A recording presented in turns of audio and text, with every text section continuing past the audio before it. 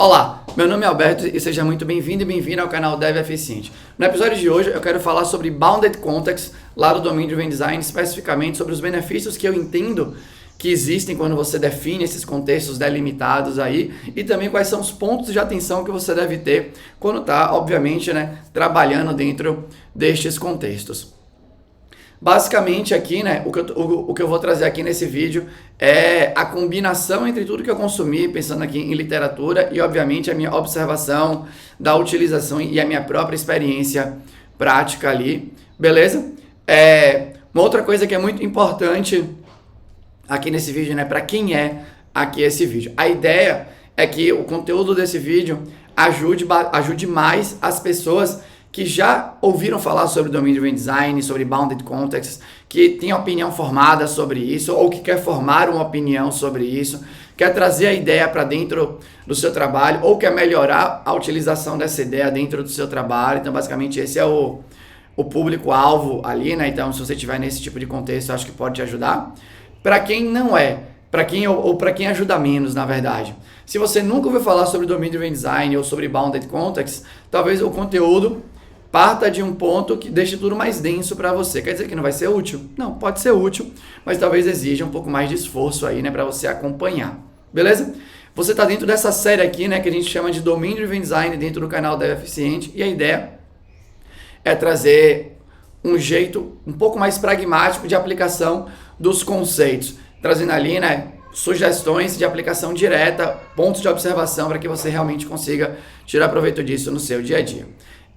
Um último ponto aqui importante é que esse tipo de vídeo aqui eu geralmente trago em formato de slide para que você possa reaproveitar esse conteúdo posteriormente e tudo mais. Então, vamos nessa. Olha aqui, Então, DDD, benefícios e pontos de atenção com Bounded Contexts aqui. Então, por mais que eu tenha falado, que eu não ia entrar muito na definição, eu quis só trazer aqui um slide onde eu peguei um trecho aqui, do próprio livro do Domain Driven Design, que é a fonte de maior autoridade sobre o assunto, para trazer um pouco do motivo da proposta de Bounded Contexts ali, dentro de contextos de desenvolvimento de produtos ali baseados em software e tudo mais. Por que eu trouxe isso? Porque assim, eu posso te explicar o que eu acho que é um Bounded Context, mas a fonte original é essa. Então, aqui é o original. Tudo que vem a partir daqui são interpretações sobre o que vem escrito. Pode ser que as interpretações, obviamente, tenham refinado o conceito por conta do uso, para o uso no dia a dia e tudo mais, a partir do conceito previamente definido, mas eu sempre gosto de trazer a origem, porque é de onde a parada vem e não necessariamente, na minha interpretação, pode ser a melhor ou algo do gênero. Então, aqui ele fala um pouco, no resumo, que o projeto vai ficando grande, vai ficando mais complexo, e aí é muito normal que você comece a ter, de vez em quando, os mesmos conceitos interessados de maneira diferentes dentro do mesmo problema ali, por pessoas diferentes e tudo mais. E no final, ele fala aqui assim: a expressão do modelo, como qualquer outra coisa, só tem sentido dentro de um contexto.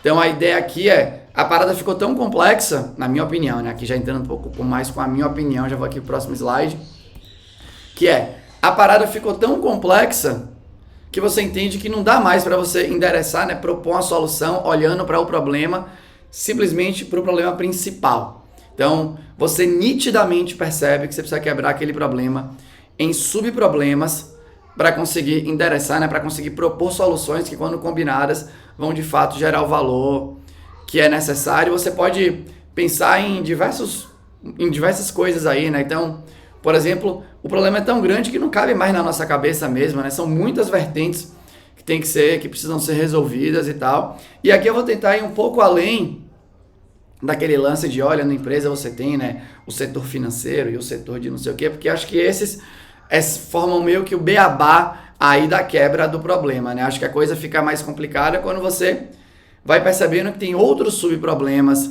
ali, dentro da granularidade mais grossona aí de um início de qualquer nova coisa. Beleza? Então é assim que eu enxergo. Então, eu, por exemplo, sou muito especializado na parte de educação, já tendo trabalhado, tanto, por exemplo, na Alura, bastante tempo, né? Trabalho aqui, né? Também no Dev Eficiente, no canal, na jornada e tudo mais. E também já construí plataforma de treinamento do zero, tanto na Alura quanto na Zup, que é o meu outro trabalho atual. Então, eu estudo bastante sobre isso, é uma área que me interessa muito. Então, eu olho e falo assim, beleza, eu quero fornecer treinamento, né? Eu quero fornecer educação ali, mas qual que é o problema, de fato, que tem que resolver e quais são os subproblemas ali? Então, você tem a parte de avaliação contínua e você olha para isso, você de vez em quando ainda vai ter mais subproblemas que derivam ali, né? O nível de guidance ali, né? O quanto que você quer guiar na aprendizagem ali da pessoa, como que você faz para ela praticar partes específicas de maneira mais intensa, enfim, tem várias coisas que podem ir derivando do problema principal, que é, de fato, aumentar a eficácia do estudo das pessoas ali. Então, né, o que eu acho que tem de benefício quando você percebe um bounded context? Então, a expressão que eu vou usar mais aqui é um contexto delimitado por um problema, por um subproblema ali no caso. Então, quando você percebe que tem um contexto que é delimitado ali por um subproblema que você derivou do problema principal, eu acho que o benefício grande é que você maximiza a coesão entre os elementos da solução que vai ser proposta. Então, eu gosto de pensar que dentro de um contexto delimitado aqui, eu posso ter N soluções de propostas e todas elas, de alguma forma, falam com aquele subproblema, existe coesão entre as soluções e dentro de uma própria solução, né? Imagina que você fez ali, sei lá, você criou ali um serviço para entregar algum tipo de... Então, imagina que eu identifique aqui um subproblema que é treinamento guiado. Então, quais são as maneiras que eu posso resolver, né, essa partezinha aqui, né, do grande problema ali de promover uma educação cada vez mais eficaz. Então, eu falo assim, beleza, um dos problemas aqui é que tem gente que vai precisar de treinamento muito guiado.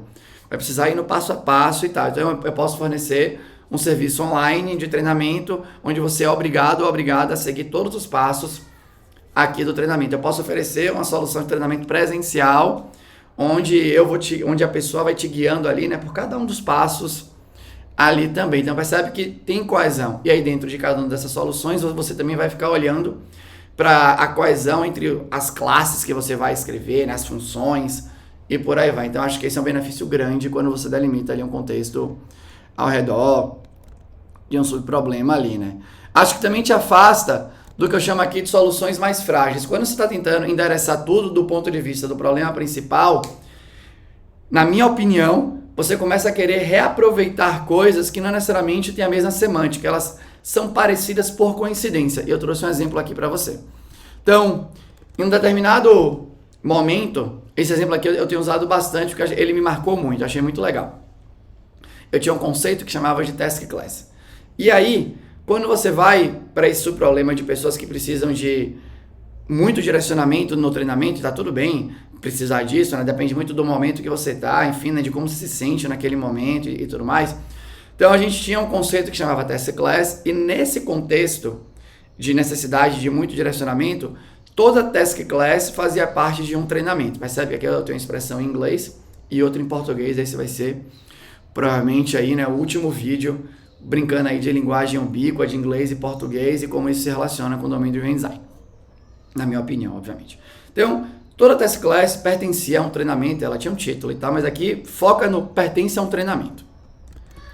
Já em outro contexto, que era um contexto ali, né, pensando ali em maximizar a eficiência, mas considerando agora pessoas que querem ter um caminho mais livre, com menos direcionamento no seu treinamento, né, e tudo mais, eu também tinha essa ideia de uma task class, porque era basicamente um conjunto de tarefas que falam com a situação da vida real ali, ou do contexto que aquela pessoa vai trabalhar e tal.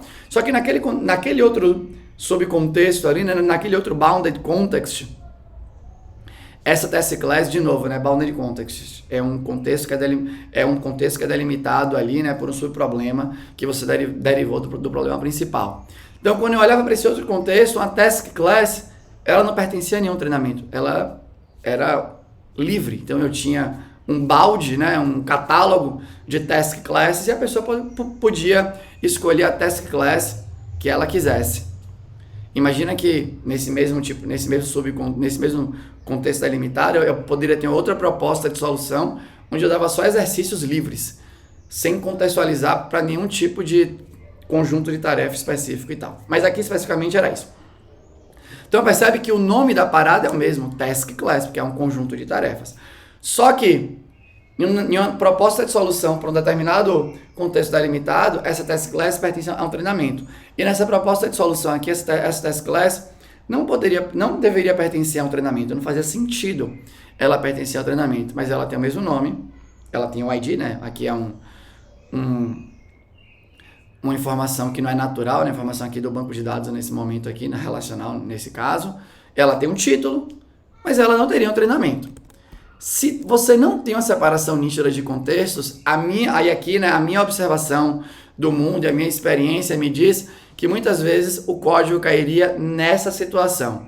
Caramba, Task Class para treinamento guiado e Task Class para catálogo de Task Class, elas são muito parecidas, é tudo igual. Só tem essa diferença.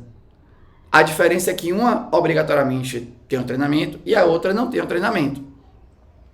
E aí você vai no seu código, aí aqui, né, eu tentei representar com um metadado aqui, dizendo que agora aquele treinamento é nullable, pode ser nulo. E na verdade, ele não pode ir para o contexto de treinamento super guiado.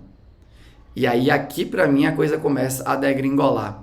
Aqui, né, eu gosto de lembrar muito daquele livro lá do Pragmatic Programmer, que eu não sei se foi de lá ou de outro lugar que ele tirou aquela expressão, que ele fala da teoria do broken window, lá da janela quebrada. Nem sei se é uma teoria, para ser bem sincero.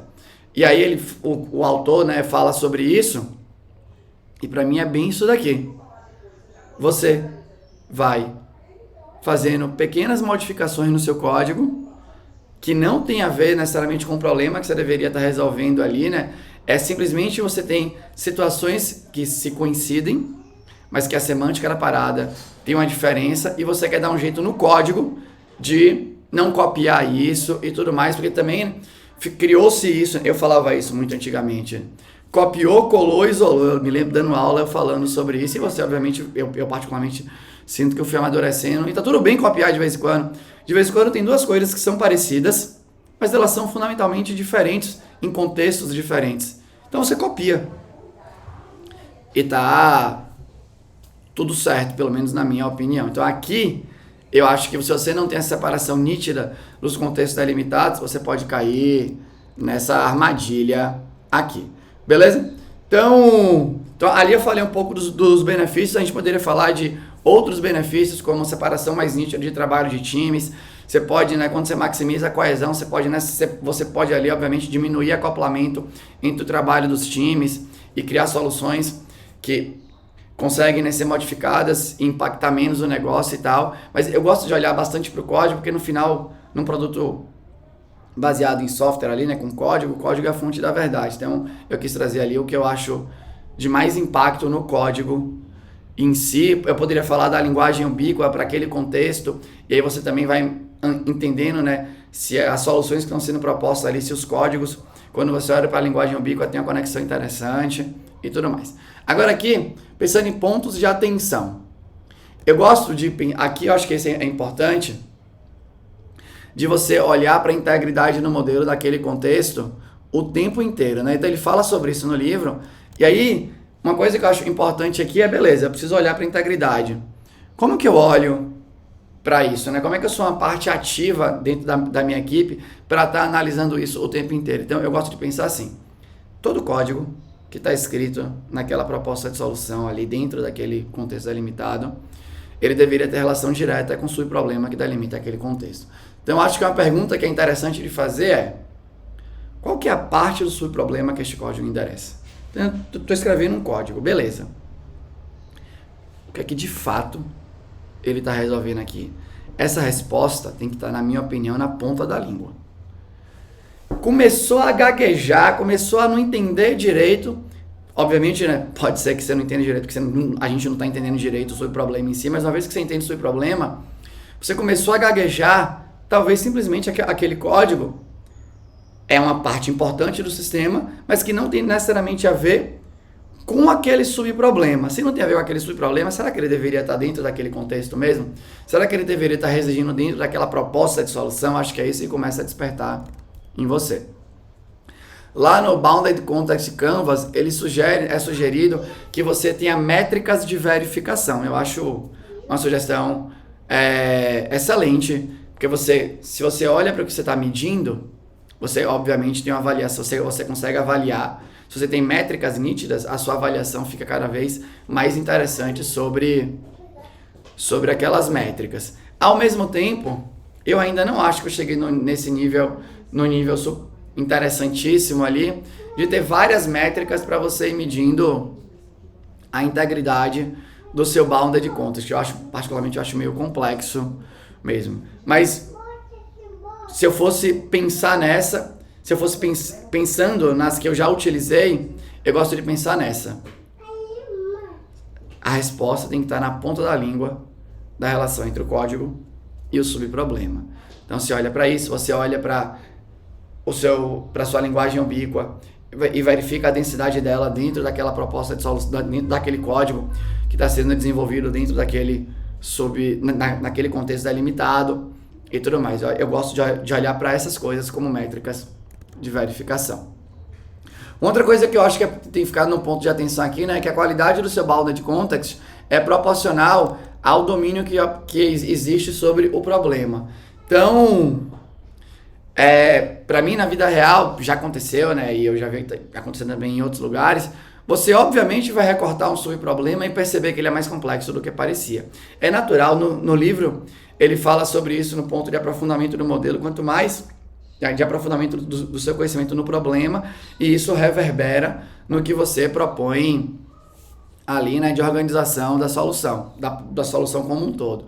Então, para mim isso é normal. Quanto mais eu vou entendendo, a equipe vai entendendo, mais você vai tendo uma visão crítica sobre a coisa, e talvez você recorte aquele problema, né, em subproblemas diferentes, ou o subproblema que você tinha recortado inicialmente, você fala, caramba, ele é mais complexo do que eu achava.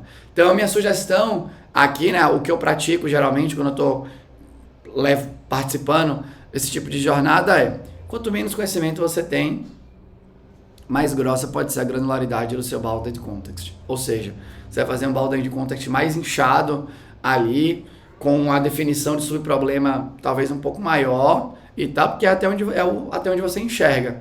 E aí você vai descobrir que, caramba, recortei de maneira equivocada. Se eu recortei de maneira equivocada, o que eu posso fazer aqui agora para ter esse novo recorte aí e trazendo esse novo recorte, né, para os elementos aqui do sistema e tudo mais.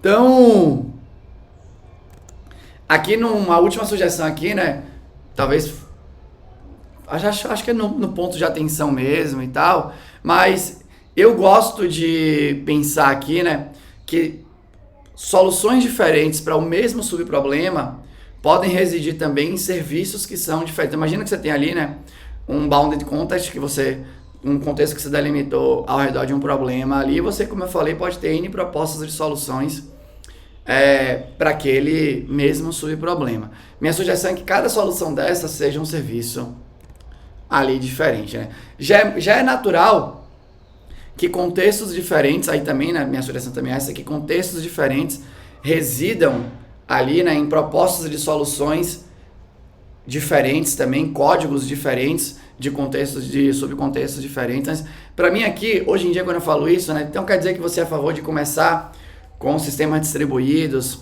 e tudo mais?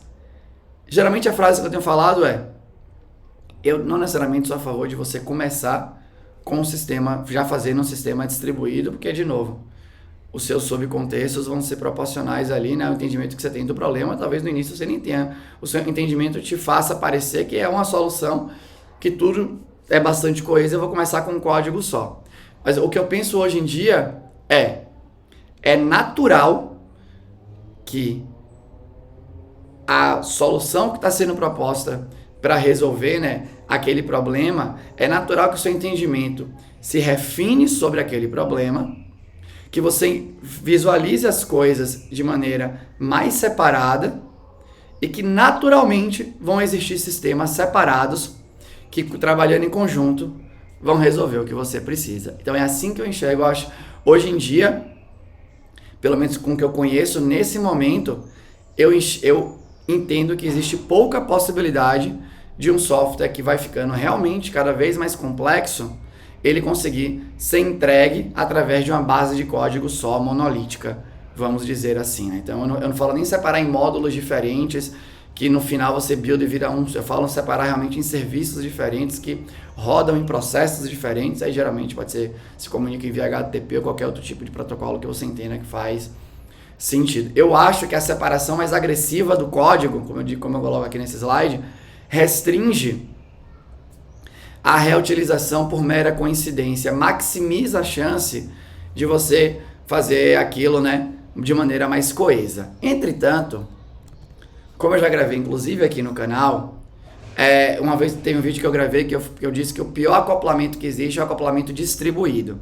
Então, obviamente, quando você distribui, você tem desafios e não são poucos, né? Então, como é que você vai lidar com o nível de acoplamento entre serviços dentro do mesmo bounded context, né? Como é que você limita isso? Como é que você vai lidar com o acoplamento entre serviços de diferentes bounded contexts? Então, eu geralmente brinco que tem o lance do acoplamento mental. Você sabe como outro contexto trabalha, você sabe o que aquele contexto precisa e como que você não vai deixar isso influenciar de maneira negativa os serviços que você vai fazer aqui, né? Tornando-os menos, no caso, mais acoplados, eventualmente menos coesos com bounded context específico e tal.